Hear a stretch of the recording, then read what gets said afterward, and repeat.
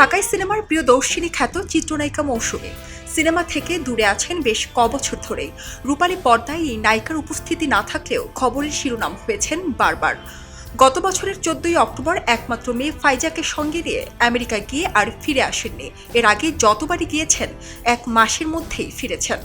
গুঞ্জন উঠেছে, তবে কি মৌসুমীও আমেরিকায় স্থায়ী বসবাসের জন্য গ্রিন কার্ডের অপেক্ষায় আছেন? যদিও মৌসুমীর মেয়ে ফাইজা এর মধ্যে আমেরিকার নাগরিকত্ব পেয়েছেন।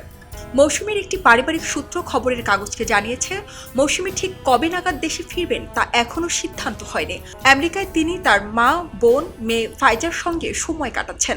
বিভিন্ন সময়ে ফেসবুক, টিকটক, ইনস্টাগ্রামে নানান আড্ডার সময়কার ছবি ও ভিডিও পোস্ট করতে দেখা যায় তাকে।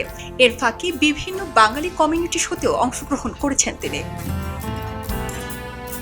গত বছরের এপ্রিল মাসে দেশের একটি বেসরকারি টেলিভিশনে এক সাক্ষাৎকারে মৌসুমী তার মৃত্যুর আগে জীবনের শেষ ইচ্ছা প্রকাশ করেছিলেন। বলেছিলেন, আমি মারা যাওয়ার পর আমার লাশ যেন কাউকে দেখতে দেয়া না হয়, অবশ্যই খুব গোপনে যেন কবর দেওয়া হয়। জানাজা হবে, কিন্তু আমি চাই না কেউ আমাকে আর দেখুক।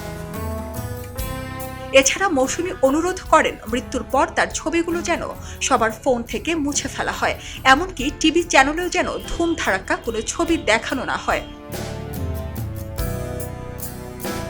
বর্তমানে দেশে শুধু তার স্বামী অভিনেতা ওমর সানি একাই অবস্থান করছেন।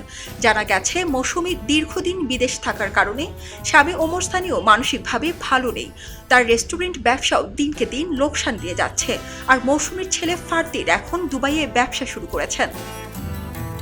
1993 সালে সোহানুর রহমান সোহান পরিচালিত কিয়ামত থেকে কিয়ামত সিনেমার মাধ্যমে চলচ্চিত্রে অভিষেক হয় মৌসুমীর। মৌসুমী অভিনীত সর্বশেষ মুক্তিপ্রাপ্ত 2টি সিনেমা হচ্ছে আশুতোষ সুজনের দেশান্তর ও মির্জা সাখাওয়াত হোসেন পরিচালিত ভাঙন। 3 দশকের অভিনয় জীবনে 2 শতাধিক সিনেমায় অভিনয়ের পাশাপাশি 2003 সালে কখনো মেঘ কখনো বৃষ্টি এবং 2006 সালে মেহের নিগার নামে 2টি চলচ্চিত্র পরিচালনাও করেছেন মৌসুমী।